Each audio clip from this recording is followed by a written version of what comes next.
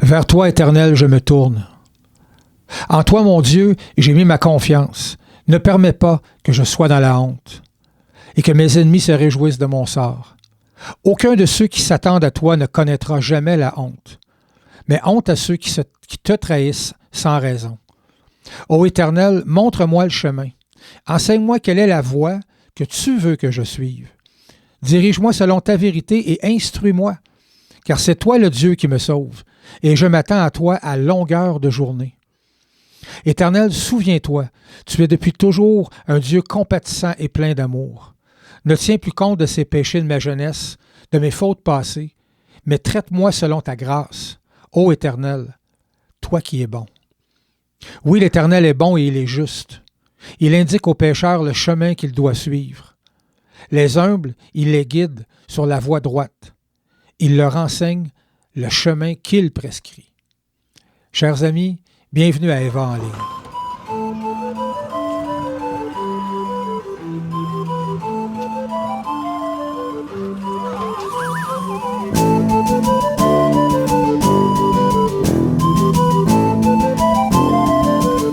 Bonjour à tous, mon nom est Michel. Bienvenue à Eva en ligne en ce dimanche 2 août. Et le moins qu'on puisse dire aujourd'hui, c'est que 2020 demeure une année exceptionnelle pour le monde entier, pour la planète au grand complet.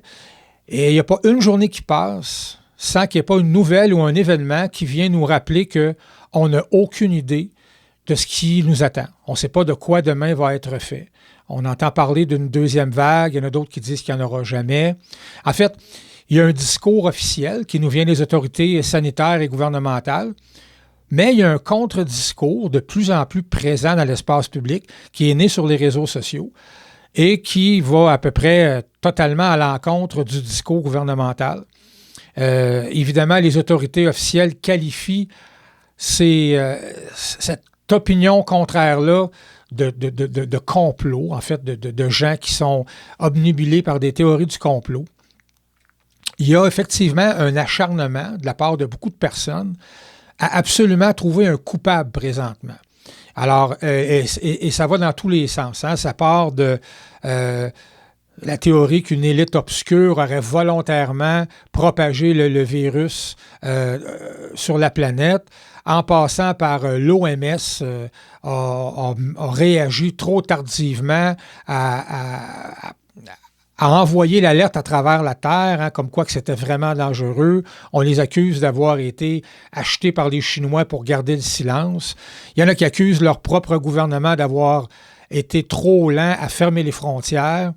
En passant par les gouvernements présentement sur la planète profitent de cette pandémie-là pour restreindre les libertés et comptez-vous pas d'histoire, le monde tel qu'on l'a connu ne reviendra jamais comme avant. Hein, cette histoire-là de masque, ça va aller de pire en pire. Aujourd'hui, le masque, demain, le vaccin obligatoire. Donc, plusieurs personnes pensent que c'est terminé, hein, on ne retrouvera plus nos libertés comme avant.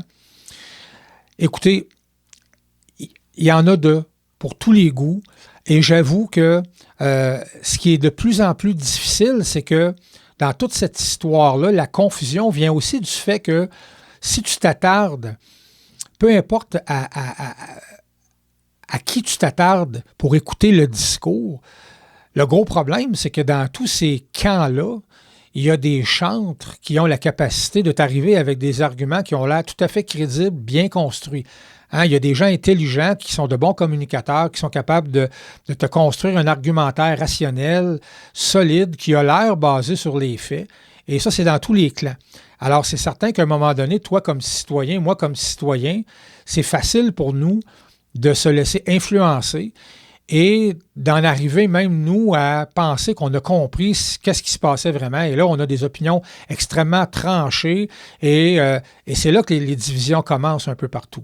Mais en général, l'opinion qui semble la plus répandue, c'est celle que cette crise-là est tout à fait fortuite, c'est-à-dire qu'elle est accidentelle, dans le sens où est arrivé ce virus-là, probablement d'un animal, hein, quelque part en Chine, et que c'est un nouveau virus inconnu qui a fait paniquer tout le monde. Et donc que les gouvernements à travers le monde et les autorités sanitaires font ce qu'ils peuvent depuis le début pour s'ajuster au meilleur de leur capacité. Alors ça, c'est l'opinion la plus répandue. Mais évidemment, cette façon de voir les choses-là fait en sorte que les gens, à quelque part, comprennent que quand tu fais du mieux que tu peux au fur et à mesure que la situation évolue, ben ça inclut qu'il va y avoir des gaffes, qu'il va y avoir des erreurs de gestion, qu'il va y avoir des mauvaises décisions, que tu vas faire ce que tu peux pour t'ajuster selon ce que tu connais du virus et selon la réaction des gens, selon les conséquences que tes décisions vont avoir. Donc, c'est pour ça que, évidemment, nous, ici au Québec, ben cette situation-là est venue mettre à la lumière un problème qui était déjà connu, mais là, le problème il a été mis sur la place publique d'une façon importante. Tout le monde a constaté que nos centres de personnes âgées, nos fameux CHSLD, étaient déjà en manque de ressources, mais que là, quand il arrivait un phénomène de cette ampleur-là, que là, on faisait parenthèse, vraiment pitié comme société, qu'il est temps que le gouvernement investisse des ressources importantes pour corriger la situation parce que là, il y a tellement eu une perte de contrôle dans les centres que là, on se demande, il y a combien de personnes qui sont réellement mortes du coronavirus, mais qui sont malheureusement décédées parce que là, ils se retrouvaient dans une situation où il manquait de soins essentiels. Hein, certains sont morts apparemment de déshydratation, d'autres de faim, d'autres... En tout cas, il y a des témoignages qui semblent crédibles, qui circulent un peu partout, qui nous font prendre conscience qu'on a eu des sérieux problèmes de gestion et que c'est un domaine qui avait été négligé. Bon, alors encore une fois, ça fait partie, comme je viens de vous dire, de ce phénomène-là qui fait en sorte que quand l'ennemi est inconnu, tu t'ajustes du mieux que tu peux. Et s'ajuster du mieux que tu peux, ben ça aussi inclut que, évidemment, l'économie en a pris toute une claque. Et ça, c'est réel. Et ça, il y a des gens qui payent le prix aujourd'hui pour ça, qui souffrent les conséquences de ça. J'ai failli perdre mon emploi moi-même. J'ai appris récemment que je peux me considérer béni d'avoir encore mon emploi parce que il y avait un emploi disponible pour 3 personnes et on était 3 personnes à occuper le même emploi à Sherbrooke. Et la personne qui avait plus d'ancienneté que moi a décidé de changer de carrière. Alors, si cette personne-là avait accepté le travail, ben c'est moi qui perdais mon emploi. Alors, j'aurais pu, alors que je m'en attendais aucunement, comme des milliers de gens, perdre ma job. Je lisais la semaine passée que, par exemple, imaginez-vous, là, tout le domaine de la restauration, ou tous les endroits, là, on ne regardera pas dans le monde, on va regarder juste ici au Québec, les endroits qui vivent de tourisme. Les frontières sont fermées présentement. Alors imaginez, là, Québec, le vieux Québec. Écoutez, les gens n'ont aucun revenu, là, c'est-à-dire que les restaurants, les hôtels, tout est à zéro. Là. Il n'y a pas de tourisme dans le vieux Québec. Imaginez le centre-ville de Montréal. Le centre-ville de Montréal, les gens qui travaillent dans les tours à bureaux partout, qui sont là tous les jours, qui mangent dans les restaurants, qui en profitent pour faire leurs emplettes dans les boutiques à la semaine longue, là, c'est terminé. Là c'est mort. Là, tu as des restaurants qui faisaient genre des 60 000 par mois de revenus, qui font 4-5 000 par mois de revenus. Alors, évidemment, ça crée une certaine panique dans la population pour beaucoup de monde qui vont avoir à affronter des scénarios catastrophiques dans les mois qui vont suivre. Et c'est un terreau fertile, justement, pour la colère, pour la frustration généralisée. Et c'est pour ça qu'il y a toujours des gens qui vont comme profiter de ces situations-là, comme je disais tantôt, pour absolument trouver un coupable. Le moins qu'on puisse dire, c'est que on est dans des temps troubles et qu'il faut, je pense, être sensible au fait qu'il y a des gens autour de nous qui souffrent. Et moi, personnellement, je ne vais pas utiliser ma tribune d'homme de Dieu pour donner mon opinion personnelle. Je ne pense pas que ce soit important. Puis la raison est simple, c'est que je pense qu'en tant que croyant, à moins que le gouvernement nous obligerait à, je vous dirais, poser des gestes qui sont contre ce que la parole de Dieu nous enseigne, et ce n'est pas le cas présentement, je pense qu'on est tenu en tant que croyant de tout simplement, peu importe ce qu'on pense, de suivre les consignes, de ne pas tomber dans une attitude de rébellion et de ne pas participer, que ce soit en personne, ni sur les réseaux sociaux, à tout ce phénomène-là de discours anti-gouvernement qu'on voit présentement. Et ce qui est très à la mode, hein, faites-vous-en pas, je vais passer à autre chose, mais j'ai quelques trucs à rajouter par rapport à tout ça. Ce qui est très à la mode présentement, c'est le fameux discours pro-masque, anti-masque. Si vous entendez un petit chien gigoter, c'est mon petit tic-tic qui est couché à côté ici.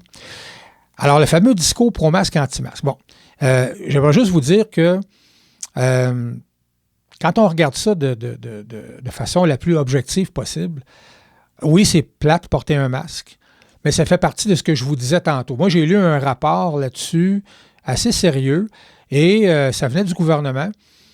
Et contrairement à ce que je pensais un peu avant de lire le rapport, hein, moi, j'avais un petit peu de misère avec ça, le masque. Mais là, je me suis rendu compte que finalement, le rapport était très nuancé, hein, c'est-à-dire qu'il n'y avait personne dans le rapport qui prétendait hors de tout doute que le masque, c'était la solution à la propagation puis à la pandémie, mais qu'il semblerait que là où le masque est porté, parce que, ça fait que celui qui porte le masque n'envoie pas ses gouttelettes vers les autres, il semblerait que ça contribuait à réduire la propagation. Alors, c'est tout simplement par mesure de, je vous dirais, sécurité, pour éviter autant que possible, encore une fois, c'est de prendre les moyens qui sont à notre disposition, même s'ils ne sont pas parfaits, pour éviter que le virus se propage. Alors, est-ce que le port du masque nous empêche de nous exprimer? Est-ce que le port du masque fait que nous, comme croyants, on pose des gestes contre la parole de Dieu? Pas du tout. C'est question de porter un masque. C'est désagréable, c'est pas le fun. On préférerait pas en porter, mais est-ce que c'est si contraignant que ça? Dans les faits, regardez, moi, je dois le porter à la journée longue, presque, dans mon travail, puis je vous dirais qu'on s'habitue. Et je vous dirais que j'ai même écouté un truc quand même intéressant l'autre fois, un médecin qui a fait des tests, qui faisait de la machine elliptique avec un masque et il mesurait son taux de saturation d'air et les résultats ont démontré que, attention, là, il y a des gens qui pensent « Ah, vous allez respirer votre propre CO2, c'est dangereux pour votre santé, tout ça. » Finalement, tout ça est assez anodin, c'est ce que la science semble prouver. Alors, je vous dirais, oui, les contraintes sont désagréables, mais en tant que chrétien, encore une fois, tant et aussi longtemps qu'on ne nous demande pas des choses qui vont contre l'enseignement de la parole de Dieu, posons-nous les vraies questions. Est-ce que réellement nos libertés, à part ça, est-ce que réellement nos libertés sont contraintes? Est-ce qu'on peut dire que présentement, on a l'impression que là, on est vraiment là, à ça de la dictature? Je pense qu'on peut... je pense que c'est questionnable, finalement, là, comme théorie. Là. Donc, encore une fois, je le répète, je pense que ce n'est pas une bonne idée pour un chrétien, né de nouveau, quelqu'un qui veut, je vous dirais, préserver le témoignage de l'Évangile puis de la conversion dans sa vie. Ce n'est pas une bonne idée d'aller sur la place publique et de participer au discours anti-gouvernement. Et n'oubliez jamais une chose. Et en vous disant ça, je me le dis à moi. Malgré vos certitudes, malgré toutes les lectures que vous avez pu faire et le fait que vous arrivez à des conclusions qui vous donnent l'impression que vous avez raison, n'oubliez jamais une chose. Ça se peut que vous ayez tort. Il est possible que vous vous trompiez. Et je pense qu'un chrétien mature doit régulièrement se positionner devant Dieu pour lui faire la même requête que David fait dans le psaume 139. Je vais vous lire, ça dit « Sonde-moi, ô Dieu, et connais mon cœur. Éprouve-moi et connais mes pensées. Regarde si je suis sur une mauvaise voie et conduis-moi sur la voie de l'éternité. » David est en train de dire au Seigneur éternel, « Observe tout de moi, observe les intentions de mon cœur, mais observe aussi ma pensée. Et si ma pensée est faussée, si ma pensée est biaisée, corrige-moi. » On est faillible.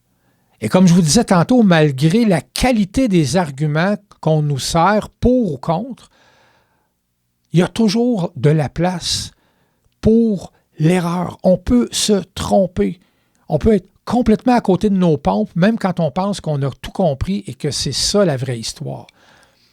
L'humilité, c'est de venir devant Dieu et de dire, Seigneur, je sais que je peux me tromper.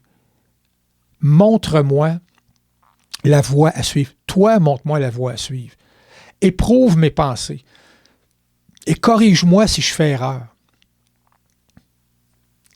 Et c'est plus, je vous dirais, agréable que tout ce processus-là se passe seul à seul entre vous et Dieu, qu'entre vous et le monde entier. C'est-à-dire que si vous allez, en tant que croyant, prendre des positions très arrêtées, très, je vous dirais, clivantes, qui amènent des divisions entre les gens, imaginez que vous vous trompez complètement. Là, après, vous allez avoir à répondre à des gens qui vont vous dire hey, « tu nous avais dit ça, tu nous avais affirmé ça en tant que croyant, puis sais-tu, tu étais complètement dans l'erreur. » Alors, c'est pour ça que je vous dis c'est dangereux d'aller émettre ces opinions-là partout sur la place publique pour peut-être te rendre compte dans 1 mois, dans 2 mois, dans 3 mois que tu étais complètement dans l'erreur et qu'effectivement, il n'y en avait pas de complot. Là, je ne suis pas en train de prendre position, je suis en train de dire il faut toujours garder dans sa tête que on ne sait pas tout, on ne peut pas tout savoir. Alors, c'est pour ça que c'est sage et mature de se retenir en tant que croyant. De ne pas oublier que c'est Dieu qui permet que ça fasse notre bonheur ou non. Et la parole nous le confirme. Je pense que c'est Romains 13 qui là, je vous dis ça comme ça, là, sur le dessus de ma tête, là, bang, comme ça. Mais il me semble que c'est dans Romains 13 où Paul nous exhorte à respecter les autorités. Oui, c'est Romains 13. Regardez, je vais juste vous en lire un petit bout. Que tout homme se soumette aux autorités supérieures, car il n'y a pas d'autorité qui ne vienne de Dieu, et celles qui existent ont été mises en place par Dieu. Donc, oui, c'est sûr qu'on pourrait se dire, oui, mais les gouvernements sont tombés sur la tête, les gouvernements votent des lois antichrétiennes, tout ça. Oui, c'est vrai. Mais néanmoins, Dieu est en contrôle et c'est lui qui permet que les choses arrivent. C'est lui qui permet qu'un tel, par rapport à un tel, soit président ou premier ministre. Dieu est celui qui a le contrôle sur ce qui se passe. Ce qui se passe présentement est permis par Dieu. Nous, notre rôle en tant que croyants, c'est de ne pas faire partie des rebelles et de ceux qui ont envie de tout casser et tout changer à grands coups de manifestations et à grands coups de discours incendiaires. Et j'aimerais aussi en profiter pour vous rappeler que peu importe qui vous semble le plus rationnel, le plus crédible, le plus habile pour construire des arguments supposément basés sur des faits, tout ceci relève de sagesse strictement humaine. Les amis, les 66 livres que contient la Bible nous mettent en garde contre la sagesse humaine. Allez lire 1 Corinthiens, le début, je pense que c'est 1 Corinthiens 2. Paul nous dit que Dieu, en fin de compte, se rit de la sagesse des hommes. L'homme est tellement certain de tout comprendre, de voir juste, d'avoir les solutions. Dieu se rit de ça parce que regardez les faits. Regardez comment l'homme finit par tout déconstruire ce que Dieu a fait. Alors, prudents, soyons prudents. Au lieu d'investir notre énergie et notre temps à s'imprégner de tous les discours qu'on entend, et ça, je me le dis à moi aussi, là, je m'exhorte avec vous. Au lieu qu'on passe notre temps à s'imprégner de tous les discours, savoir versus qui a raison versus le discours officiel et tout ça, allons investir notre énergie et notre temps dans le lieu secret avec Dieu et allons chercher le conseil et la paix, cette fameuse paix qui surpasse toute intelligence dont Paul nous parle dans Philippiens. Moi, je l'ai fait depuis plusieurs jours et ça change tout. Honnêtement, moi aussi, là, je trouvais que je commençais à faire de l'anxiété avec tous les discours que j'entendais à gauche puis à droite. Je me disais, wow! Et je me suis rendu compte que dans l'Église, il y avait des gens encore beaucoup plus anxieux que moi là, qui sont prêts là, à vraiment prendre des positions. Puis quand j'entends ça, J'ai vraiment l'impression que ces gens-là sont en train complètement de perdre leur paix. Mais si tu perds ta paix, si tu perds ta confiance en Dieu, j'ai envie de vous demander qu'est-ce qui nous reste? Qu'est-ce qui nous reste? Imaginez si vraiment ça se met à aller vraiment mal. Parce que là, non, c'est pas l'idéal. Mais écoutez, là, si vous voulez, si on se compare à ce qui s'est passé dans une histoire quand même récente, on est loin. Hein? Présentement, là, on entend là, des gens là, branler, là, agiter le spectre du nazisme, du fascisme, du totalitarisme de la part des gouvernements. Excusez, là, mais le fascisme, là, c'est Mussolini, le fascisme, c'est Hitler. T'sais. Est-ce que vous pensez vraiment que présentement, on est dans une dictature, qu'on est dans un contexte où le gouvernement exerce une autorité fasciste sur le peuple? Je pense qu'on aurait intérêt présentement, comme croyants, encore une fois, à retourner dans le lieu secret, demander à Dieu qu'il vienne nous rencontrer dans ce qu'on vit pour qu'on puisse, encore une fois, le connaître mieux et en retirer une transformation qui va nous amener la paix. Je l'ai souvent dit dans mes messages à Eva, mais moi, je suis convaincu que j'ai besoin de paix, beaucoup plus que j'ai besoin d'argent. J'ai besoin de sécurité dans mon Dieu, beaucoup plus que j'ai besoin de me faire réconforter par un autre être humain. Pas que c'est pas agréable, mais qu'est-ce qui arrive quand tout s'effondre autour de toi et que tu as perdu ta paix et ta confiance en Dieu? C'est pour ça que j'ai choisi de vous lire en début de message le psaume 25, qu'on va aller immédiatement regarder d'un peu plus près ensemble.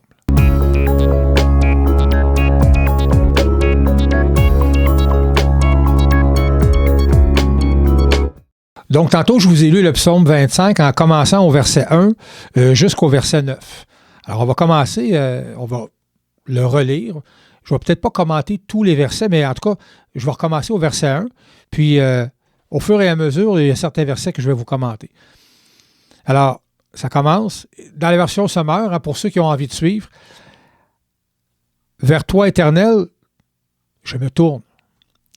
En toi, mon Dieu, j'ai mis ma confiance. Ne permets pas que je sois dans la honte et que mes ennemis se réjouissent de mon sort. Bon, juste ici, c'est intéressant parce que, voyez-vous, comme je vous disais tantôt, David dit, et c'est ce qui semble être, en fait, le centre du psaume, c'est que David dit, ma confiance, c'est en Dieu que je la mets. Et il dit ici, ne permets pas que je sois dans la honte et que mes ennemis se réjouissent de mon sort. Bon, ben, si on prend ce psaume-là, les premiers versets, et on les applique à la situation actuelle. Bon, évidemment que quand on parle d'ennemis qui se réjouissent, tu pourrais dire, ben moi, je n'ai pas d'ennemis comme David dans le contexte. Hein? David, lui, c'était un guerrier. Il a eu des problèmes avec son fils Absalom qui voulait le détrôner pour prendre sa place. Il y avait des ennemis en chair et en os qui en voulaient à sa vie. Nous, on n'a pas d'ennemis en chair et en os, peut-être, probablement, mais on a des ennemis spirituels. Et je dirais même qu'on a des ennemis qu'on se crée nous-mêmes, psychologiques. Hein? Quand tu te nourris d'un discours qui peut être néfaste, puis que tu commences à faire de l'anxiété, bien, je regrette, mais l'anxiété, c'est ton ennemi. Mais quand tu tombes aussi dans des discours, c'est-à-dire quand tu adhères à des discours qui sont faux, bien, veux pas, tu donnes de l'emprise à l'ennemi dans ta vie. Tu donnes l'emprise à des démons. C'est aussi simple que ça. Alors, vois-tu, il dit, en toi, mon Dieu, j'ai mis ma confiance. Ne permets pas que je sois dans la honte et que mes ennemis se réjouissent de mon sort. Après, il dit, aucun de ceux qui s'attendent à toi ne connaîtra jamais la honte. Tout ça pour dire que celui qui prend le temps de venir dans la présence de Dieu et de mettre sa confiance en Dieu va découvrir un Dieu qui va lui donner une force et qui va lui éviter les pièges. Quand je vous disais tantôt que si tu te mets les pieds dans les plats en allant prononcer des paroles, en allant étaler tes discours à gauche puis à droite sur toi, tu sais qu'est-ce qui se passe, puis le gouvernement c'est ci, puis le gouvernement c'est ça, et tu te rends compte, X nombre de semaines plus tard, que tu t'es complètement trompé, mais là, tu as répandu ton discours partout, tu as mis tout le monde dans l'erreur, et là, tout le monde fait « nice shot ». C'est pas toi qui nous disais que tu t'es mis dans une situation où la honte va venir sur toi. Tu vas te sentir mal de ça. Tu vas être gêné d'avoir participé à ça. L'antidote à tout ça, c'est de mettre sa confiance en Dieu. Il dit, ô Éternel, montre-moi le chemin. Toi, là, toi, Dieu, toi qui sais tout, toi qui es omnipotent, toi qui me connais mieux que je me connais, toi, montre-moi le chemin dans lequel je dois marcher. Pas le chemin que les hommes me proposent. Hein? Montre-moi le chemin. Enseigne-moi quelle est la voie que tu veux que je suive. Seigneur, tu vois mon anxiété, tu vois mes craintes, tu entends ce que j'entends. Quel chemin dois-je suivre? Toi, qu'est-ce que tu me proposes? Les amis, si vous prenez la peine de venir dans la présence du Seigneur, de fermer la porte, d'ouvrir une Bible, de parler au Seigneur, de lui demander sincèrement une direction, je vous garantis qu'il va vous en donner une. Et même s'il ne vous révèle pas rapidement une direction précise, je vous garantis que passer du temps dans la présence de Dieu, ça va construire votre confiance et votre paix. De ne pas s'immerger, de ne pas s'imprégner de la présence de Dieu pendant trop longtemps, finit par faire de nous des cibles faciles pour tous les discours ambiants. Et c'est là qu'on s'expose à vivre de la honte. C'est là qu'on s'expose à vivre de l'anxiété et des peurs. Alors, dirige-moi selon ta vérité et instruis-moi. Ce n'est pas la vérité, comme je disais tantôt, de la sagesse des hommes qui est important, c'est la sienne. C'est lui qui sait exactement où l'homme doit mettre les pieds. C'est lui qui sait exactement comment nous, on doit penser. Arrêtons de penser que de notre propre intelligence, on va être capable de se construire une pensée infaillible. C'est pas vrai. C'est séduisant comme idée de penser que nous-mêmes, on va déduire tout ce qu'il y a à déduire puis comprendre tout ce qu'il y a à comprendre. Mais néanmoins, c'est très souvent faux. C'est trompeur. Et c'est ça qui nous expose à la honte de nos ennemis. Moi, j'aime celle-là, hein?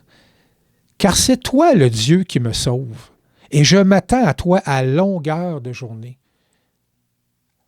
Qui nous sauve? Celui qui comprend bien le message biblique, c'est que on peut l'interpréter comme on est sauvé évidemment de la colère de Dieu. Mais ici, là, non seulement, oui, effectivement, Dieu nous sauve du jugement.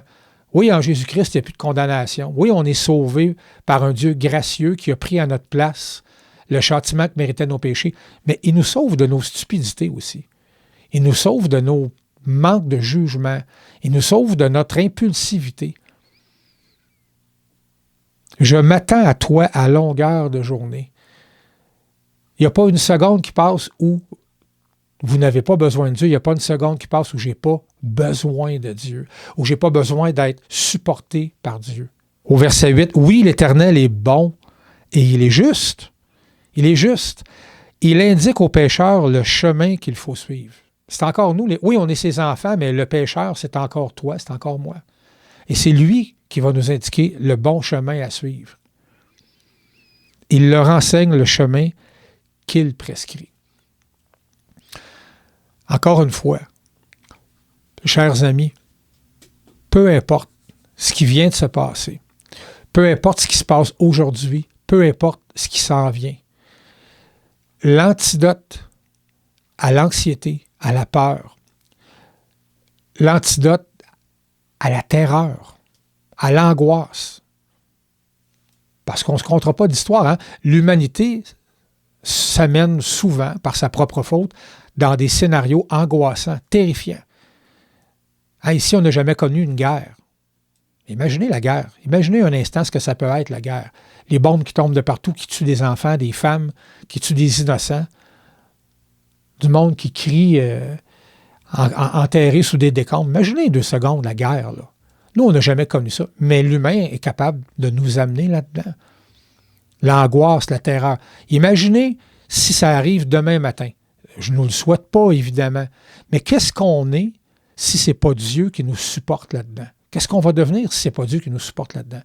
Alors, n'envisageons pas le pire, Hein, ne tombons pas dans le pessimisme à outrance, puis dans le cynisme à outrance, mais en même temps, soyons matures et tenons-nous prêts. Et ce qui va faire qu'on va être prêt, si jamais l'épreuve s'intensifie, bien, c'est la qualité de notre relation avec Dieu. Plus tu connais Dieu, plus je connais Dieu dans l'intimité, plus on va être fort et plus on va pouvoir non seulement nous traverser la tempête, l'épreuve, mais on va être là pour les autres. On va avoir quelque chose à apporter aux autres de la part de Dieu. Je sais que ça fait cliché, mais regardez tous les hommes de Dieu qui ont marqué l'histoire chrétienne depuis que Christ est parti. C'étaient tous des hommes et des femmes qui entretenaient une intimité quotidienne, profonde. C'est des gens qui venaient briser devant Dieu à chaque jour, contris, sachant qu'ils étaient des simples hommes, des simples femmes qui avaient besoin de Dieu, qui ne se faisaient pas d'illusions quant à leur propre sagesse et qui voulaient entendre de la bouche de Dieu lui-même, hein? Seigneur, quelle est la voie que tu veux que je suive? Et c'est ces gens-là qui ont marqué l'histoire du christianisme. Ces gens-là ont influencé la vie de milliers et de millions d'autres chrétiens. Évidemment, on n'a pas tous ce destin-là. Mais vous pouvez avoir ce destin-là pour votre vie aujourd'hui et vous pouvez marquer votre entourage à vous, hein, votre cercle d'influence, comme je dis souvent. Alors, les amis, c'est déjà la fin du message. Je ne vous garde pas plus longtemps et je vous encourage, encore une fois, à mettre votre confiance, comme David, hein, mettre votre confiance dans l'Éternel et de prêter oreille à son discours et non de prêter oreille à tous les discours qu'on entend à gauche puis à droite qui veulent nous détourner de notre destin dans le Seigneur Jésus-Christ. Merci. À très bientôt, j'espère que le Seigneur vous bénisse. À la prochaine.